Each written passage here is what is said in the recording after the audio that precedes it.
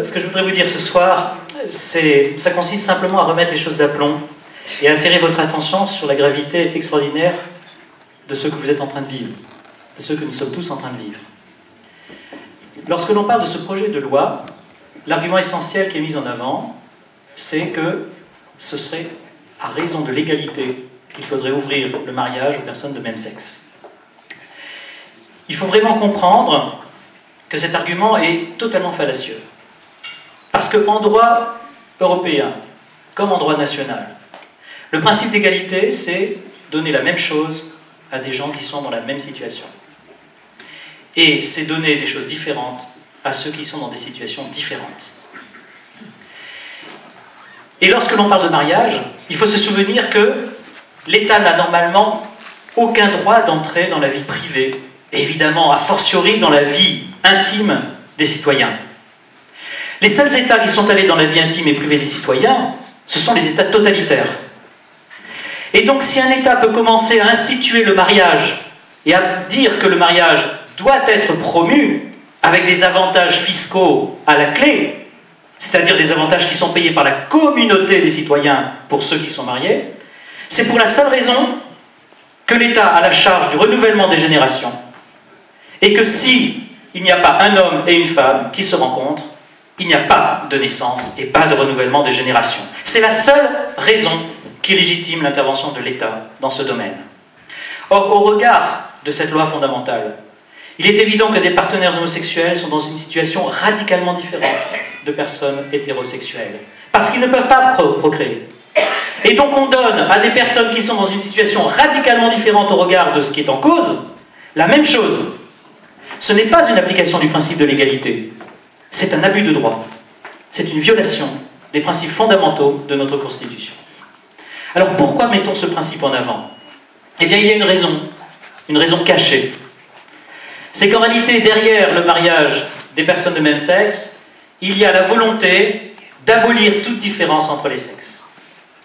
Ce mariage n'est qu'une première étape. C'est la première pierre la plus importante de ces derniers mois, de ces dernières années, mais c'est la première pierre de quelque chose qui va aller bien au-delà. Il est question tout simplement d'imposer à la France, d'imposer à l'Europe, d'imposer sur le plan international une théorie qui s'appelle le gender et qui est vraiment une théorie dont le but est de subvertir totalement la société dans laquelle nous vivons. Et j'attire votre attention sur le fait que c'est en marche. Et quand je dis que vous vivez un moment historique, je n'exagère rien. Si vous regardez des films sur la Seconde Guerre mondiale, sur ce qui s'est passé au XXe siècle, en Union soviétique, avec la montée de ces deux totalitarismes infernaux, eh bien vous avez un sentiment que c'est déjà loin, surtout si vous êtes jeune. Ce sont des thèmes qu'on aborde dans des films. Mais aujourd'hui, ce ne sont pas dans des films que les thèmes sont abordés pour la révolution qui est en marche. Elle est aujourd'hui en marche ici. Et vous qui êtes dans cette salle, vous êtes des acteurs de l'histoire, comme les acteurs que vous voyez dans les films. Et pour vous, c'est réel, c'est sérieux. Et vous allez voir à quel point c'est grave. Quand on parle d'identité de genre, la première réaction des gens, c'est de dire c'est fumeux. Qui pourrait croire qu'une femme et un homme, c'est pareil? Et pourtant, en 1995, à la conférence de Pékin, tout a été fait pour transformer cette conférence en une conférence du genre. En France, je vais vous donner deux exemples récents. Vous savez que les femmes ont moins d'accidents d'automobile que les hommes. Ou plus exactement, que ça coûte moins cher, parce qu'elles roulent peut-être moins vite. Et donc, jusqu'ici, il était acquis que les femmes pouvaient payer des cotisations d'assurance moins élevées que celles des hommes. Le 18 décembre 2012, un arrêté est sorti, à l'instigation du droit européen comme du droit national tel qu'il est promis aujourd'hui, disant que désormais, peu importe ce que font les femmes au volant, elles doivent payer la même chose que les hommes. Pour une raison très simple, c'est qu'il ne doit pas y avoir de différence entre elles et les hommes. Même si la nature montre qu'elles sont différentes, elles doivent être mises sur le même plan. Deuxième exemple, jusqu'en 2002, les femmes pouvaient prendre leur retraite à partir de 15 ans de travail et avec une jouissance immédiate. Une retraite proportionnelle, un tiers de leur retraite, mais tout de suite, comme les militaires. En 2002, la Cour de justice de l'Union européenne est intervenue au nom de l'identité de genre. Et elle a dit, c'est intolérable que ce soit réservé aux femmes.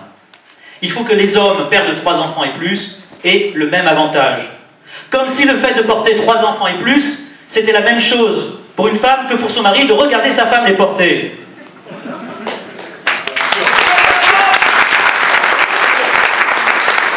Mais vous voyez, c'est entré dans les mœurs.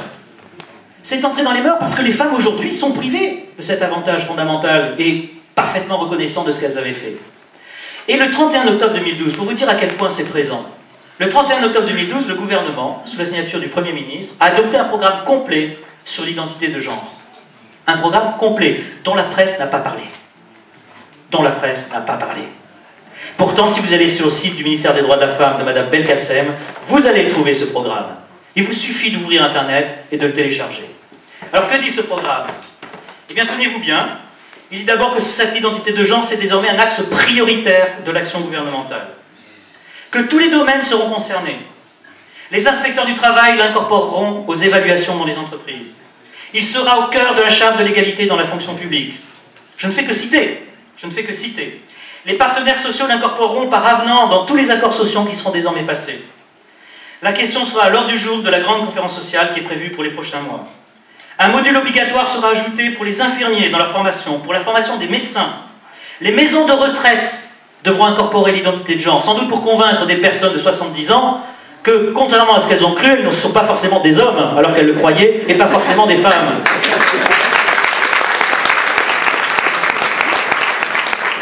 Les personnes transsexuelles pourront désormais demander à l'état civil de changer leur sexe sans même qu'il y ait une opération chirurgicale. L'identité de genre sera enseignée dans les écoles maternelles. Et le 6 mars dernier, le Conseil des ministres a pris un communiqué sur les ABCD de l'égalité. Il s'agit dans les écoles maternelles, dans les écoles primaires, de convaincre les petites filles qu'elles ne sont pas forcément des petites filles et les petits garçons qui ne sont pas forcément des petits garçons. Et sur le plan international, il est prévu de modifier la Convention européenne des droits de l'homme pour ajouter dans le protocole numéro 12 l'obligation de respecter l'identité de genre. Vous voyez à quel point c'est présent. Vous voyez à quel point c'est immédiat, aujourd'hui. Alors qui sont-ils, ces gens qui pointent le genre? Eh bien, je vais vous faire 2 ou 3 citations, parce que je manque de temps. Simplement 2 ou 3 citations. L'objectif fondamental, je vous le lis, c'est une révolution qui doit être, à la différence du premier mouvement féministe, le premier mouvement féministe qui n'a plus rien à voir avec ce qui est aujourd'hui. Donc, le but définitif, c'est d'en finir avec le privilège masculin, mais encore également avec la distinction même des sexes. Les différences génitales entre les êtres humains ne doivent plus avoir d'importance culturellement parlant. Le 12 septembre 2012 au Sénat, dans un débat public patronné par le Parti socialiste, Madame Caroline Méry a déclaré « La relation naturelle entre un homme et une femme, c'est une violation des droits de l'homme, c'est une violation de l'amour. »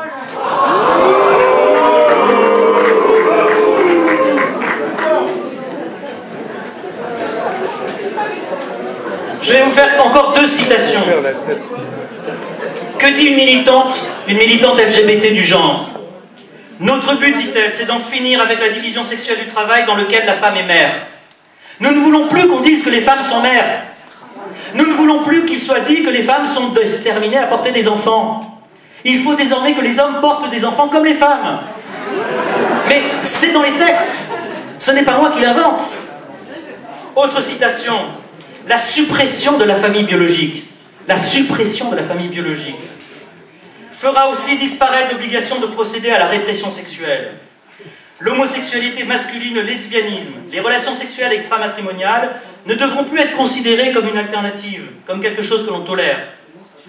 Il faudra, au lieu de cela, que même les catégories d'homosexualité et d'hétérosexualité soient abandonnées, l'institution même des relations sexuelles où l'homme et la femme exercent un rôle bien déterminé disparaîtra. L'humanité pourra enfin revenir à sa sexualité perverse polymorphe, dans lesquelles il n'y a plus aucune détermination de la femme et de l'homme en matière de procréation. Alors, vous allez me dire, mais ils sont fous.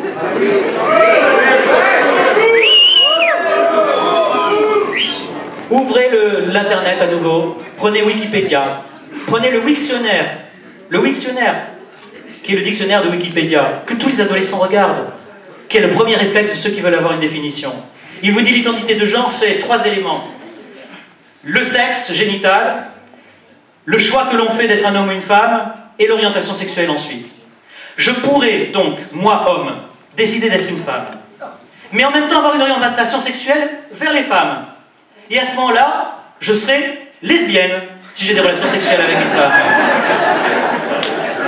J'ai dit comme vous, mais ils sont au pouvoir aujourd'hui. Parce que dans tous les cabinets ministériels se trouvent ces militants LGBT qui prônent cette théorie. Monsieur Héribon, lors de ce débat au Sénat, a déclaré qu'il faut en finir avec la filiation naturelle. Ce n'est pas parce que je suis père d'un enfant que je dois être son père. Je dois décider d'être le père simplement d'un autre enfant qui est là-bas, qui n'est pas le mien. Et mon enfant, si je ne veux pas être son père, on n'aura pas le droit de me l'imposer. Parce que la filiation doit devenir subjective. Subjective, simplement. C'est en train de se mettre en place aujourd'hui en France. C'est concret. Ce n'est pas demain, c'est aujourd'hui. Alors, que veut-on créer comme société? Et quelles sont les conséquences en 2 mots? Les conséquences, c'est une société qui est celle de George Orwell et d'Aldous Huxley dans Le Meilleur des mondes, 1984, et bien pire. C'est une société dans laquelle on dit désormais il n'y a plus de raison de demander aux femmes de faire des enfants, c'est scandaleux. Il faut que les hommes fassent des enfants dans les mêmes conditions. Comment? Par la PMA et la GPA. Et donc ce qu'on va mettre en place, c'est des structures médicales financées par l'État, favorisant la GPA, parce que ça va devenir un droit fondamental. Je vous préviens dès aujourd'hui, si le mariage homosexuel passe dans la loi, toutes les institutions européennes condamneront la France si elle ne met pas également la GPA et la PMA. Parce qu'à partir du moment où ce sera autorisé pour les couples hétérosexuels, on n'aura plus le droit de le refuser aux couples homosexuels. Alors la société, donc, c'est une société où il n'y a plus de rôle déterminé pour les femmes, et à partir du moment où on va mettre des structures très chères, qui vont coûter cher, et des structures de service public, eh bien il arrivera un moment où on dira aux femmes qui désirent avoir un enfant, mais dites madame, vous vous rendez compte que vous êtes en train de céder aux déterminismes sociaux, que vous êtes en train de céder aux stéréotypes les plus abjects. Vous vous rendez compte que votre attitude est une violation de la dignité humaine. Le fait que vous vouliez avoir un enfant naturellement, c'est un comble. Eh bien je vais vous dire, moi État, c'est un caprice de votre part. Alors votre enfant vous le ferez toute seule, sans soutien financier, parce que nous n'allons pas soutenir une femme qui continue à être dans les stéréotypes, en violation des droits fondamentaux de tous les êtres humains par ailleurs. C'est ça qu'on va vous dire. Et alors vous allez me dire, mais ce monsieur est fou, parce que personne ne peut là encore adhérer. J'écoutais à France Info il y a 3 jours un débat. Le débat c'était, faut-il faire des assistantes sexuelles des handicapés un service public? Vous l'avez entendu comme moi. Payer des femmes pour qu'elles aillent donner du plaisir sexuel à des handicapés, aux frais de l'État, aux frais du contribuable. Si on avait dit ça il y a 20 ans, on aurait hurlé de rire, d'horreur. Mais c'est en débat aujourd'hui. Donc vous riez aujourd'hui de ce que je suis en train de vous dire. Mais c'est dans la loi qui se prépare. Il va falloir donc se lever et dire non. Et vous savez, dans le passé, j'entendais tout à l'heure les familles divisées par le débat. À une époque, on disait l'affaire Dreyfus a divisé toutes les familles de France. Cette affaire de mariage homosexuel, qui n'est qu'une première étape, ça n'a rien à voir avec l'homosexualité à l'extrême, parce qu'en fait, ça va beaucoup plus loin. Donc quand on nous parle de l'homophobie, c'est absolument absurde. L'homophobie, désormais, c'est quoi dans l'esprit de ces gens-là? Vous êtes homophobe simplement si vous dites qu'une femme, c'est différent d'un homme. C'est ça, désormais, l'homophobie. Et vous irez en prison dans 20 ans, si vous ne bougez pas, simplement parce que vous direz qu'un homme, c'est différent d'une femme.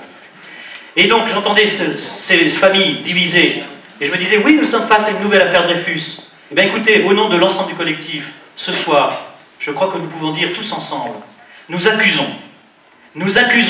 une petite minorité LGBT, présente dans les cabinets ministériels, de manipuler l'opinion et des hommes politiques trop crédules sur les véritables motivations qui sont les leurs. Nous accusons un certain nombre de médias d'empêcher leurs propres journalistes de parler, d'effectuer des pressions intolérables sur les journalistes pour les empêcher de dire la vérité, comme cela s'est fait en 2007 à propos du traité de Lisbonne, où brusquement tous les journalistes qui étaient contre sont devenus pour, parce que leur direction leur disait « vous n'avez pas le choix, ou vous dites que vous êtes pour, ou vous êtes licencié ». Nous accusons donc ces gens-là de faire des pressions intolérables. Nous accusons ces gens-là, financés par des grandes banques internationales, de faire tout leur possible pour subvertir, sans que cela se voie, les structures fondamentales de la société et de l'humanité. Eh bien, nous les accusons, et nous n'avons pas peur des mots, de trahison pure et simple de l'humanité.